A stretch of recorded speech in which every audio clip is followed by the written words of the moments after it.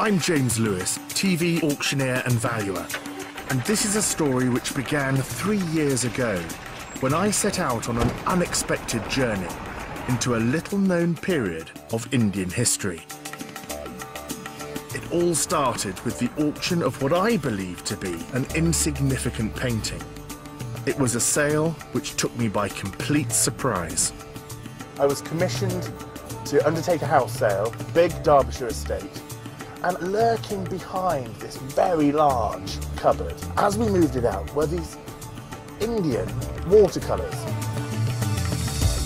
They were paintings that caught the eye of Devinder Tour, one of the country's most prolific collectors of Sikh antiques.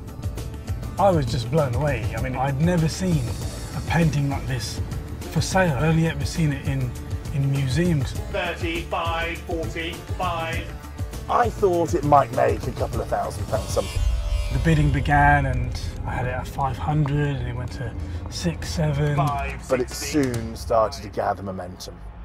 11,000 on the phone, 12,000 back in the marquee, and we had internet bidding from India as well. I mean, it was just crazy. The other chap I was competing against, he was wavering a bit from time to time. And it was this great fight. 13,000, 14,000, 15,000, eventually £20,000. It's yours. He looked over and said to me, he said, sold to a man who clearly knows a bit more about this painting than I do. I mean, it was a huge price for a very small watercolour. And everybody in the room had a good old laugh and a good old clap. It was something that I wasn't expecting, and something that made me think, why? It's not the sort of thing that happens every day. Ever since that auction, I've been intrigued to learn more about the painting and the history behind it. It's a fascinating tale of a lost empire, a Sikh kingdom which had at its heart one of the greatest treasure collections the world has ever seen. And in this film, I'm going to track down these forgotten wonders, from secret vaults to some of the greatest museum collections in the world. It's one of the most famous objects in the Victoria and Albert Museum. In the week when nearly 24 million Sikhs celebrate the birth of their founder, Guru Nanak, I'll discover that not only are they objects of great value, but works of art, which have the traditions and beliefs of the Sikh faith woven into the very fabric of their design.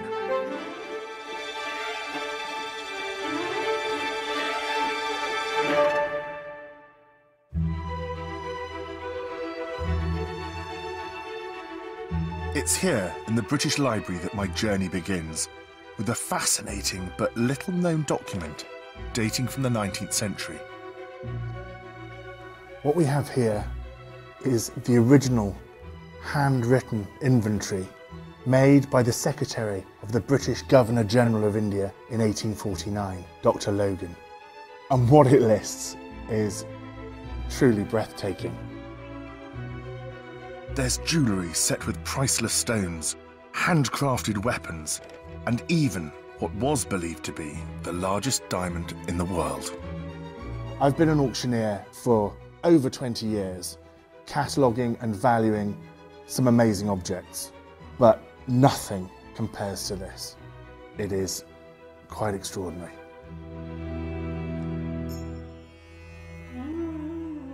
This incredible list gives us a glimpse into one of the greatest treasure collections in history.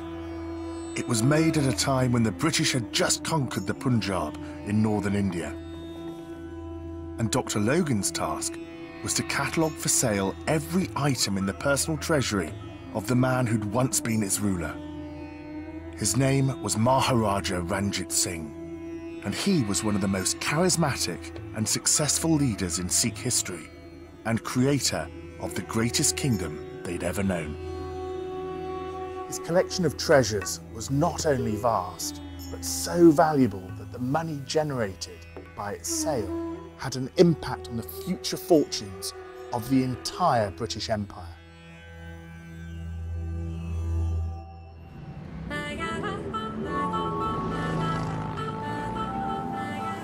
These enigmatic treasures are now scattered across Britain. And I want to see them for myself, so I'm starting by heading to a secret location to meet the collector who bought the intriguing painting in that Derbyshire sale.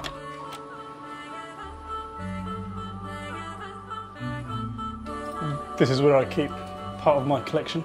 I've been collecting for about 18 years now, and I started off collecting just arms and armour, but I collect everything related to the Sikhs and the Punjab. Devinder is a British Sikh who passionately collects incredible objects, all from a very particular time in Sikh history.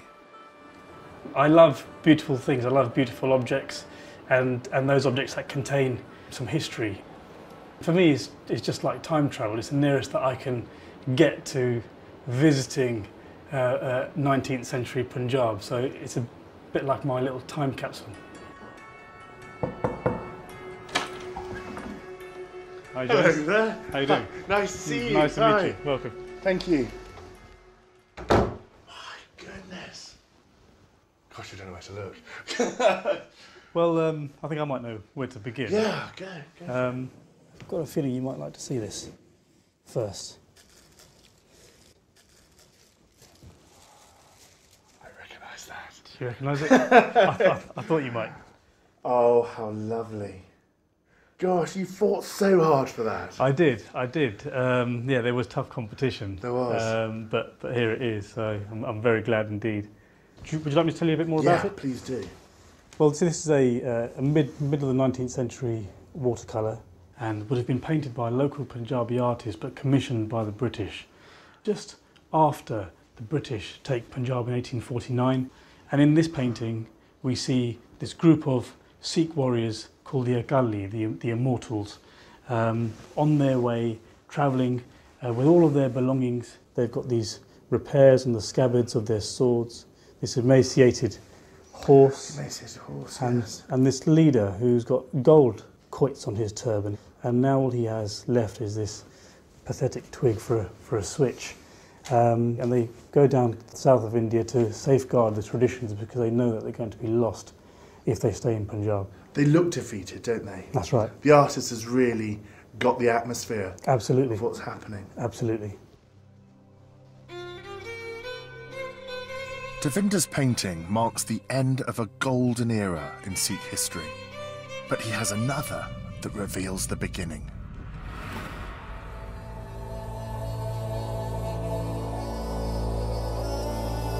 It's the single most valuable item he owns, and it goes back to a period 10 years before the poignant image of the fleeing Akali, to an age in which the Sikhs were at the height of their political and military power. A time when the court of Ranjit Singh was the most splendid in the whole of India. So James, this is one of my prized possessions. Quality of that work is absolutely fantastic. So did you have to fight as hard for that one as you did for mine? A little bit harder, in fact. Really? Yeah, no, it cost me 6 figures in the end. Golly. It's a painting of Ranjit Singh in his darbar, in his court. The setting is the Lahore fort. Lahore, northwest India, now in Pakistan, previously the capital of Punjab. And you can get a lot of information out of this picture. So you've got this wonderful architectural information, the inlaid marble stone. Okay. You also have all of Ranjit Singh's courtiers here, assembled in rank order, each of them with their wonderful cashmere shawls and turban ornaments and feathers in their turbans. So what kind of man was Ranjit Singh?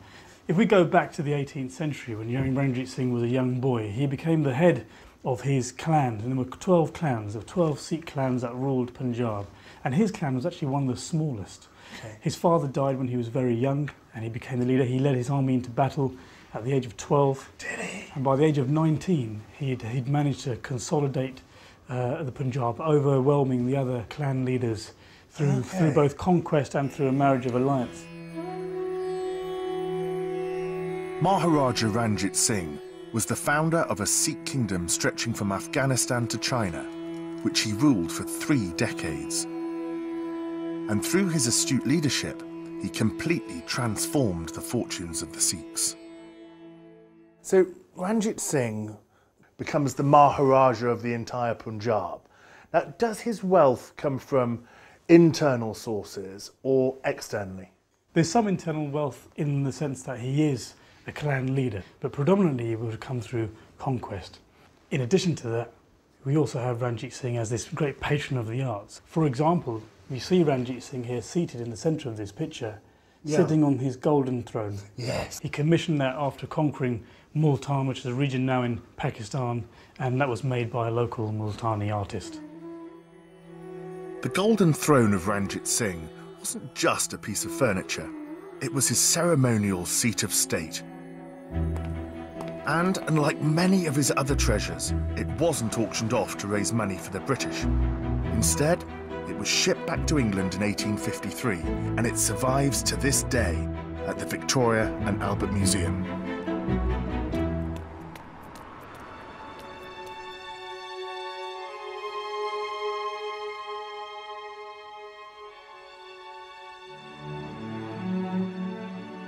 Fantastic, isn't it? It is, it is. It's one of the most famous and greatest treasures in the V&A. It was made for Ranjit Singh, probably made in Lahore, and it just says everything about the power of the man, of the empire, the importance of the Punjab at that time. It's very small, isn't it? It's very small, yes, but it's got tremendous presence, even though it's not a huge object. But he was actually rather a small man, and when visitors came from abroad and met him, they, without exception, were disappointed because they thought he looked like a little old mouse and was usually very, very plainly dressed. So to have something so opulent, it's certainly splendor, there to send a message to visitors, isn't it? It is, yes. But this throne wasn't just a status symbol. Ranjit Singh's choice of designer was a statement of the Sikh ideals which lay at the heart of his kingdom. It's recorded that it was made by a Muslim craftsman called Hafiz Muhammad Multani, and the fact that he was a Muslim just underlines the hybrid nature of the empire. It was a Sikh empire, but Sikhs were actually in a minority, so the Ranjit Singh was ruling an empire where Hindus were in a majority and there were more Muslims than Sikhs, and they were all equally able to rise to the top within the court hierarchy on merit, and that reflects almost certainly the teachings of the founder of Sikhism. Guru Nanak said there is no Hindu, there is no Muslim, meaning that everybody in religious terms was absolutely equal.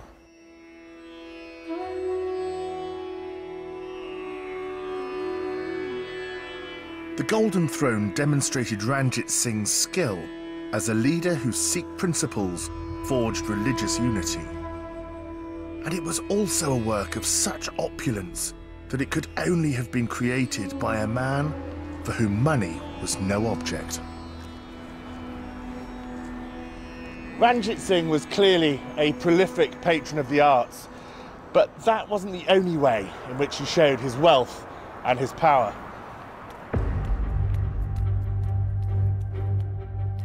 Amongst the treasures listed in Logans Inventories, one category in particular stands out: weaponry.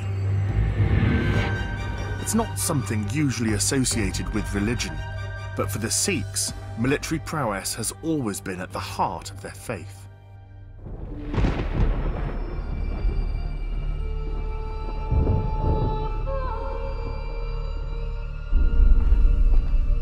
I've travelled to the Royal Armouries in Leeds to find out more. Their keeper of armour is Tom Richardson, and he's taking me to one of the parts of the museum hidden from the public gaze, the weapons store. A vast room packed with arms from every age. Oh my goodness. So welcome to one of the treasure houses of arms and armour in the United Kingdom. It's one of our study collections. And we've got some of the pieces out here that actually come from the treasury of Ranjit Singh in Lahore. And because we can trace some of those pieces back to that 19th century provenance, we can actually now say that this matchlock musket, rather than just being an Indian matchlock musket, actually we think belonged to Ranjit Singh. Really? And what goes with this matchlock gun, also out of the treasury, is the belt with powder flask, pouches for bullets, all covered in velvet and beautifully embroidered. I've seen very poor examples coming up for sale occasionally in the auction rooms, but that is just fantastic. It is. Not only is it fantastic as a work of art, if you like, but we can identify this as Ranjit Singh's own one, as well as being a beautiful example of the type. These incredible objects reflect the might and prestige of a Maharaja whose military prowess was legendary. And there was a reason why his forces were so successful. At the heart of his army were the fearsome Akalis, highly trained warrior Sikhs who for hundreds of years had defended the Sikh people against their enemies. The militarism of the Sikhs really goes right back to the 17th century when the Akalis appear, and objects like this show that ancient Sikh heritage. This is a quoit turban of the Akalis, and the quoits, the discs on it, aren't for decoration. These are deadly weapons. These are steel sharpened throwing quoits, chakram, which are a characteristic weapon of the Punjab from at least the 16th century onwards. And of course, odd job, James Bond. I mean, I have to say, you know, that makes me look very silly, but it's the same principle, isn't it? The sharpened top, sharpened bowler hat. Absolutely the same thing, and one can't help feeling that Fleming may have been inspired by something from the Punjab in his invention of Oddjob's bowler hat. So, you know, it's a weapons system on a turban. Yeah. And it's amazing to think of these being worn by soldiers who are fighting on a modern battlefield with flintlock muskets with artillery. It's an incredible story of using the best of the ancient world and the best of the modern world that makes the Sikh state under Ranjit Singh what it became. It would have been a real vision, wouldn't it? Wouldn't it just? Ranjit Singh's armies were renowned as formidable fighters, but there was another factor behind his military triumphs.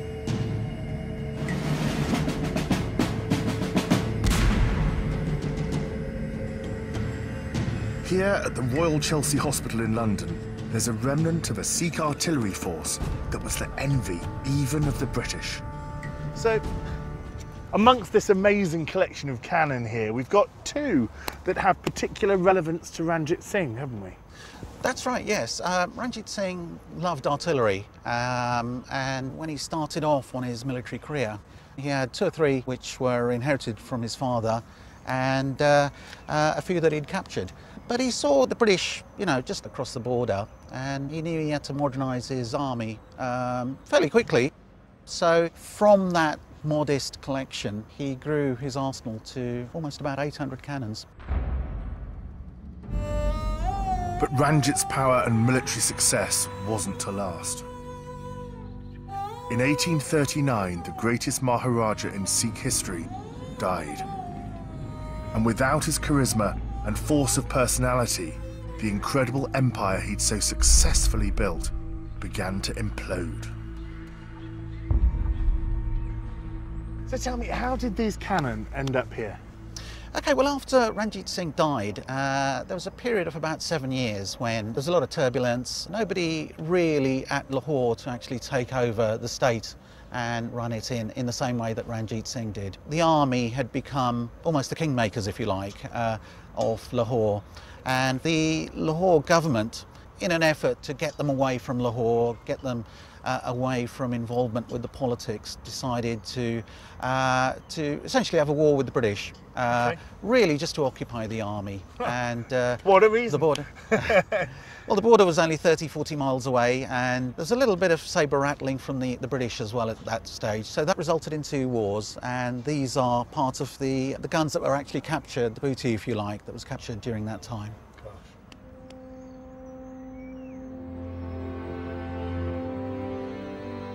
In 1849, after 4 years of bloody battles that dominated the Punjab, the British were victorious.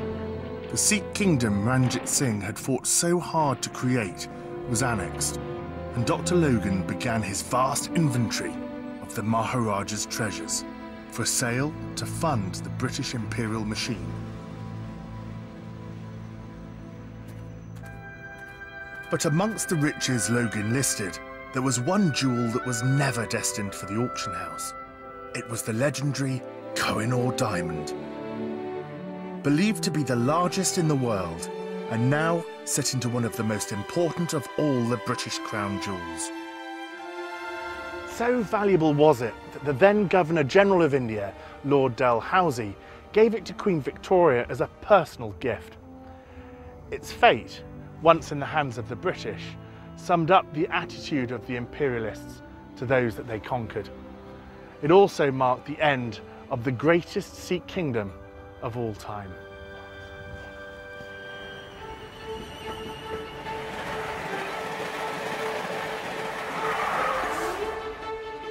On the 1st of May 1851, Britain was in a state of feverish anticipation.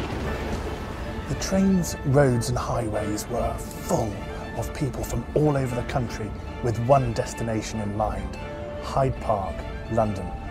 They were all heading for the opening of one of the greatest spectaculars the British had ever seen. It was known as the Great Exhibition. Opened by Queen Victoria and pioneered by her husband Prince Albert, it was a showcase for the best of the British Empire. And the centrepiece of this extravaganza was the celebrated Koh-i-Noor diamond, lent by Queen Victoria herself, and the single most valuable of all the wonders to come from the treasury of Ranjit Singh. But rather than being awed at the stone's great beauty, the reaction of the general public was one of disappointment. The problem was, the Indian style of cut meant the jewel didn't glitter quite as brightly as expected. The press wrote that on viewing the stone, although the crowds were huge, their hearts were as crushed as their bonnets. Prince Albert took the criticism as a personal slight against his wife, and so commissioned the diamond to be recut according to Western tastes, into a shape which would guarantee sparkle. It was a decision that caused an outcry.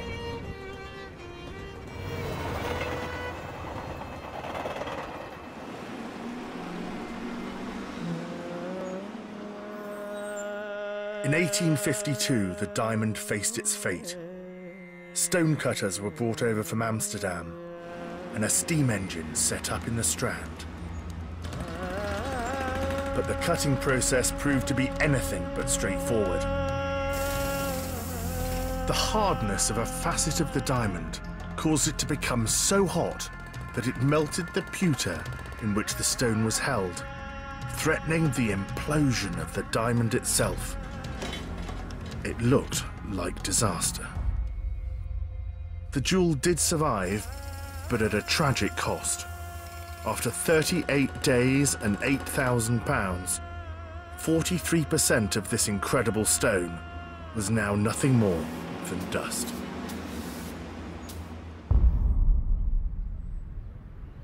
Today, the Koh-i-Noor can be found in the Tower of London.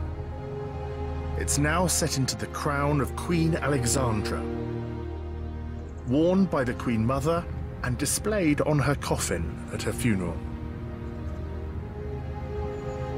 We asked royal permission to film the diamond, but sadly we were turned down due to its sanctity and ceremonial significance. Ironic, really, when you think Prince Albert almost destroyed it simply to make it more fashionable.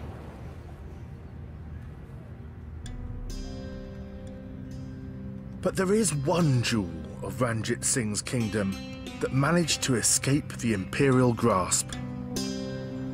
It's a treasure that survives intact to this day. Something that the British couldn't dismantle, something that the British couldn't take to a museum. And it's a treasure that lies at the heart of the Sikh faith, even today. Ranjit Singh's renovation of the holiest Sikh Gurdwara in the world.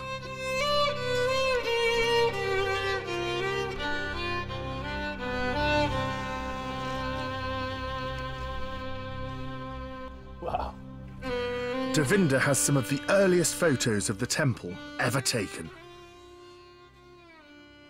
These photographs were taken by an Italian photographer. He was a naturalised Brit, Felice Beato, in the 1850s. I've sold photographs by him before, and they are just fantastic quality, aren't they? Yeah, these are the second earliest photographs ever taken of the Golden Temple. So they really do show the temple at its peak, and we understand from these images that in many ways that the temple is one of the sort of lasting legacies of Ranjit Singh, one of those real treasures, because Ranjit Singh showered patronage on the temple. He beautified that temple, covered it in gilt copper and gold.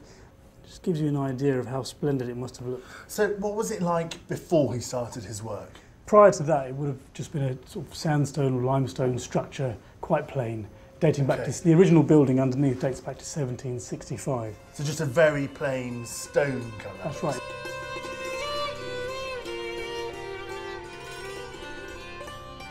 The Golden Temple has been the focus of intense religious devotion as well as political conflict for the past 4 centuries. But it was during the reign of Ranjit Singh that this iconic building came to look as it does today. Of all this Maharaja's incredible objects, this temple remains his lasting legacy.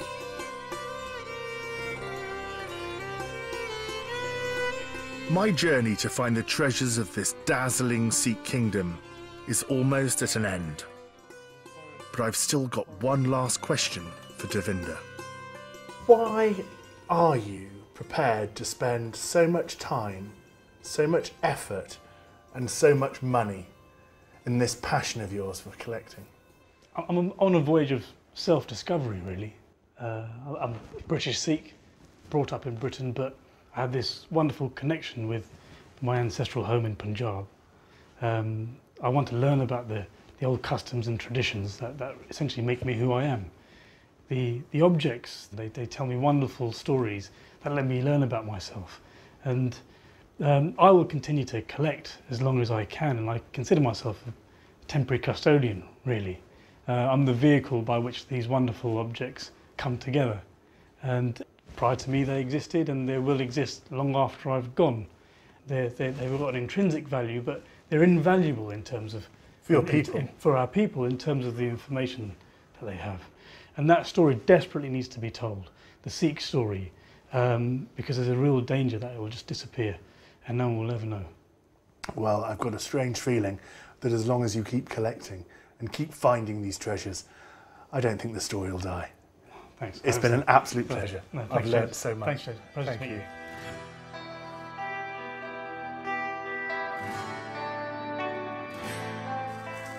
I can't really believe that the sale of a tiny watercolour 3 years ago would have taken me on such an amazing journey. I've been to some wonderful places, met some incredible people, but also seen some real treasures. But most of all, it's left me with an admiration of Ranjit Singh's Sikh kingdom and all that it stood for. And I do hope that Devinder and his passion for collecting will help those objects live on and tell the story to the next generation. At £65,000. So, thank you,